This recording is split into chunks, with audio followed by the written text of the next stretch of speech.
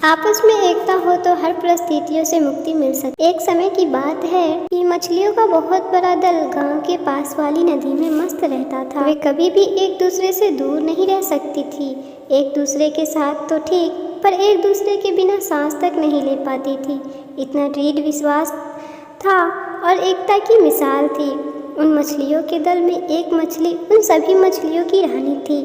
उस दल को कब क्या करना है सब कुछ वही निर्धारित करती थी और सभी दल के सदस्य उसकी बात को कभी नहीं टालते थे। एक दिन ऐसा हुआ कि पूरे दल को खाने के लिए कुछ भी नहीं मिला। दल की सभी मछलियां भोजन की तलाश में तैरती हुई जा रही थी, लेकिन कहीं दूर तक भटकने के बावजूद भी उन्हें कहीं भी कुछ खाने को नहीं मिला। मछलियों की रानी चिंतित हो गई और बहुत धीमी गति से तैरती हुई जा रही थी।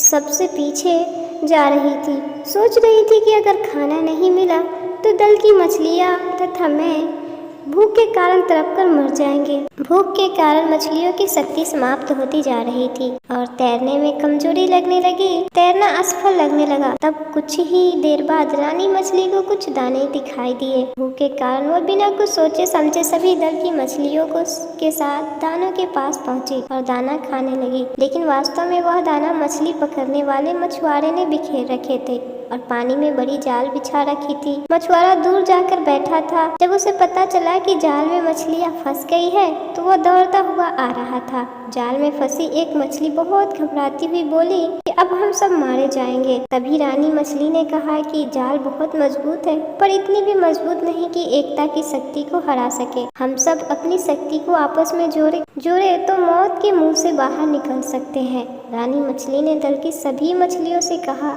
कि तुम अपने मुंह से जाल को पकड़ो और मैं फुर कहूँ और तुम एक साथ अपनी शक्ति से जाल सहित भागना। तभी मछुआरा आता हुआ नजर आया और रानी मछली ने फुर बोला और सारी मछलियाँ एक साथ जाल सहित भाग गई और सारी मछलियों को भागते हुए देख मछुआरा अवाक रह गया। बहुत दूर तक जाने के बाद मछलियों को खतरा टला हुआ महसूस हुआ और आराम की सांस ली। धीरे धीरे एक करके सभी जाल से बाहर निकली और फिर आज़ाद की तरह तैरना शुरू किया।